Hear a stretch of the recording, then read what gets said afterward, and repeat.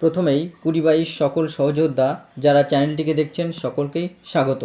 বর্তমানে একটি নিউজ নন পিটিশনারদের কাছ থেকে জানা যাচ্ছে যে পর্ষদ নাকি 900 জনের মতো একটি লিস্ট সুপ্রিম কোর্টে জমা করেছে। প্রথমত বলবো এটা সম্পূর্ণ যুক্তিহীন কথা, কারণ পর্ষদ নিজেই 2225 জনের নেয়ার পক্ষে সওয়াল করেছিলেন অনারেবল জাস্টিস হিমা কোহলির বেঞ্চে। সুতরাং শুধুমাত্র 900 জন নেবে, বাকিদের নেবে না, এটা সম্পূর্ণ গুজব।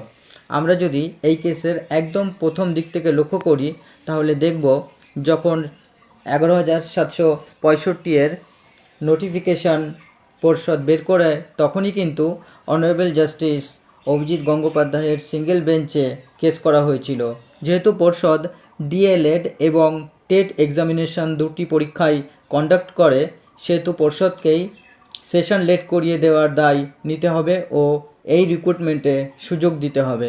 তখন সিঙ্গেল বেঞ্চের রায় অনুসারে পর্ষদ নিজের ভুল মেনে নেয় ও 2022 ডিএলএড ব্যাচও 2014 টেট পাস সকল ক্যান্ডিডেটদের ইন্টারভিউতে বসার সুযোগ দেওয়া হয়। এরপর 16টি জেলার ইতিমধ্যে ইন্টারভিউ নেওয়া হয়ে যায়। ঠিক সেই মুহূর্তে ডিভিশন বেঞ্চে যায় একদল 17 টেট পাস প্রার্থী ও সিঙ্গেল বেঞ্চের রায় খারিজ হয়ে যায়।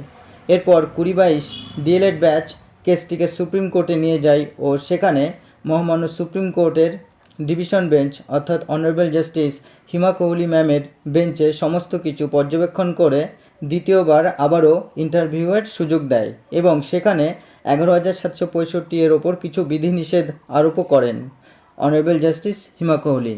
প্রসঙ্গত উল্লেখ করা যায়, পর্ষদ নিজেই এফিডেভিট আকারে সুপ্রিম কোর্টে জমা করে যে তাদের কাছে পর্যাপ্ত সিট আছে এবং তারা 2022 ব্যাচ থেকে 2584 জনকে ভ্যালিড হিসাবে চিহ্নিত করেছেন এবং তাদের সকলের ইন্টারভিউ নিয়ে প্যানেল দেবে এবং 2022 পূর্বের ব্যাচ থেকে 9,533 জনকে সিলেক্ট করে তাদের প্যানেলও রেডি আছে। সুতরাং তাদের অনুমতি দেওয়া হোক যাতে স্টে উঠে যায় এবং 9,533 নিয়োগ দেওয়া যায়। তখন হিমা ম্যাম অর্ডার আকারে জানিয়ে দেন যে 9,533 অ্যাপয়েন্টমেন্ট লেটারে সাবজেক্ট টু আউটকাম কথাটি লেখা থাকবে, তার কারণ যতদিন না 2022 কেসটি নিষ্পত্তি হচ্ছে। এক্ষেত্রে বোর্ড 2022 পাশে দাঁড়ালেও তারা বলে যে 2225 সিট ম্যানেজ করে তারা 2022-কে অ্যাপয়েন্টমেন্ট দিয়ে দেবে এবং সেটা লিখিত আকারেও পর্ষদ সুপ্রিম কোর্টে জমা করেছে। সুতরাং পর্ষদ যদি কখনো তার সুবিধার জন্য 2022 পাশে দাঁড়িয়েছে, আবার কখনো বিরোধিতা করেছে, এক কথায় পর্ষদ বারবার কোর্টকে অমান্য করেছে, অর্থাৎ কোর্টের অর্ডারকে ভায়োলেশন করেছে। শুধু তাই নয়, তৎকালীন পর্ষদ সভাপতি মানিক ভট্টাচার্য 14, 16 ও 18, 20 ডিএলএড ব্যাচকে স্পেশাল সুযোগ করিয়ে দিয়ে নিয়োগে সুযোগ করিয়ে দিয়েছেন, যদিও তাদের কোর্স তখনও কমপ্লিট ছিল না। এক্ষেত্রেও পর্ষদ এনসিটি কোনো গাইডলাইন্স মানেনি। এখন আমরা যদি সংবিধান ভালোভাবে পর্যবেক্ষণ করি তাহলে দেখব সংবিধানের পার্ট 3-তে যে মৌলিক অধিকারের কথা বলা আছে সেখানে 14 নম্বর আর্টিকেলে পরিষ্কারভাবে বলা আছে equality before law and equal protection of the law, অর্থাৎ আইনের দৃষ্টিতে সকলের সমান ও সকলের সমান সংরক্ষণ রয়েছে।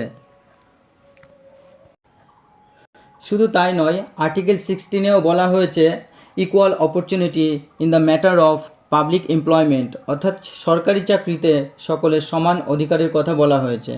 তাহলে পর্ষদ তুমি 14, 16 ও 18, 20 ব্যাচকে স্পেশাল সুযোগ দিচ্ছ, আবার 2022 ক্ষেত্রে ভুল পাল্টে দিচ্ছ। সুতরাং এক্ষেত্রে সংবিধান অবমাননা করার জন্য পর্ষদ অলরেডি ফেঁসে আছে। এছাড়া পর্ষদ 19-21 ব্যাচকে অনলাইনে পরীক্ষা নিয়ে স্পেশাল সুযোগ করিয়ে দিয়েছে। তাহলে পর্ষদ সব কিছুই যখন বুঝতে পারা সত্ত্বেও 2022 সেশনের পরীক্ষা অনলাইনে নেয়নি কেন? আর সেশন লেট করিয়ে দেওয়ার দায়ও পর্ষদকেই নিতে হবে। এছাড়া পর্ষদ দুবার ইন্টারভিউ নিয়ে তারপর তার স্ট্যান্ডও চেঞ্জ করেছে। এক্ষেত্রে চাকরি প্রার্থীদের সময়, অর্থ, ভবিষ্যৎ সবই নষ্ট করছে তারা।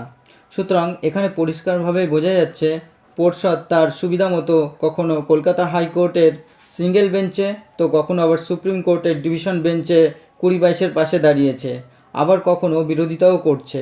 সুতরাং পর্ষদের এই দ্বিচারিতার কারণেই শেষ পর্যন্ত 11,765 নোটিফিকেশনটাই না চ্যালেঞ্জের মুখে পড়ে।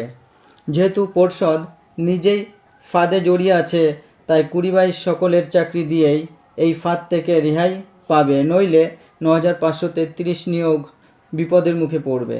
যেহেতু তাদের জয়েন্ট লেটারের সাবজেক্ট টু আউটকাম লেখাই আছে, তাই সবশেষে 20-22 সকল সহযোদ্ধাদের বলবো সবাই ইউনাইটেড থাকুন। 20-22কে পর্ষদ চাকরি দিতে বাধ্য, শুধু সময়ের অপেক্ষায়।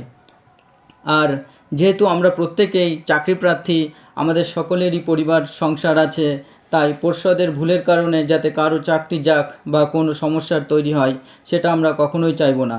পর্ষদ শুধুমাত্র আমাদের ন্যায্য অধিকার বুঝে দিলেই সমস্ত সমস্যার সমাধান হবে। ধন্যবাদ।